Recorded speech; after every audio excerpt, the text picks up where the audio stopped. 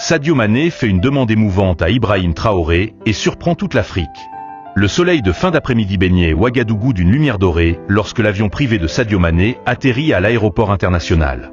La légende du football sénégalais avait délibérément choisi un vol discret, loin des caméras et des journalistes qui suivaient habituellement ses déplacements. Officiellement, il venait participer à un forum sur la jeunesse et le développement en Afrique de l'Ouest.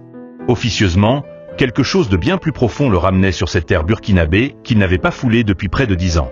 Monsieur Mané, les journalistes sont déjà au terminal VIP, l'informe son assistant en consultant son téléphone.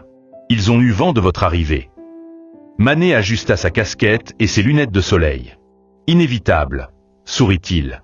Préparons-nous.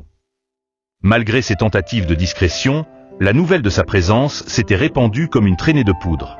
À sa sortie du terminal, une petite foule de journalistes et de caméras l'attendait, leurs questions fusant de toutes parts. Sadio, êtes-vous ici pour rencontrer le président Traoré? Que pensez-vous de la situation politique actuelle au Burkina Faso? Votre visite a-t-elle un objectif diplomatique? Avec l'aisance que lui conféraient des années d'expérience médiatique, Mané sourit et leva la main. Je suis simplement ici pour participer au forum sur la jeunesse. Je viens observer et écouter avec mon cœur, rien de plus pour l'instant. Cette réponse, à la fois diplomatique et énigmatique, ne fit qu'accroître la curiosité des médias africains, mais Mané ne s'attarda pas davantage et monta dans le véhicule qui l'attendait. Le lendemain, loin des caméras et des projecteurs du forum, Mané visita une petite école à la périphérie de Ouagadougou. L'établissement n'avait pas été prévenu de sa venue. Dans la cour poussiéreuse, sous un soleil de plomb, une dizaine d'enfants jouaient au football avec une balle faite de chiffons compressés et de sacs plastiques, leurs pieds nus soulevant des nuages de terre à chaque course. Mané s'arrêta au portail, silencieux, observant la scène. Ces enfants, jouant avec passion malgré le manque de moyens, lui rappelaient sa propre enfance à Dakar, où il avait connu la même ferveur pour le ballon rond, la même joie simple dans des conditions similaires. Sans un mot, il franchit le portail, retira sa veste et ses chaussures, retroussa son pantalon et s'approcha des enfants qui s'étaient figés en le reconnaissant.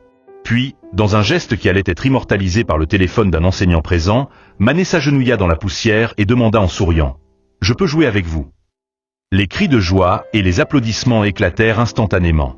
Pendant près d'une heure, la star internationale joua pieds nus avec les enfants, leur montrant quelques techniques, célébrant leur but avec la même intensité que s'ils avaient été marqués en finale de la Ligue des Champions. Alors que l'impromptu match touchait à sa fin, une femme âgée s'approcha lentement du terrain. Son dos courbé et sa démarche hésitante témoignaient de décennies de travail acharné. Elle attendit patiemment que Mané termine son dernier échange avec les enfants avant de s'approcher de lui. « Monsieur Mané, dit-elle d'une voix craquelée par l'âge, je sais que vous êtes un homme bon.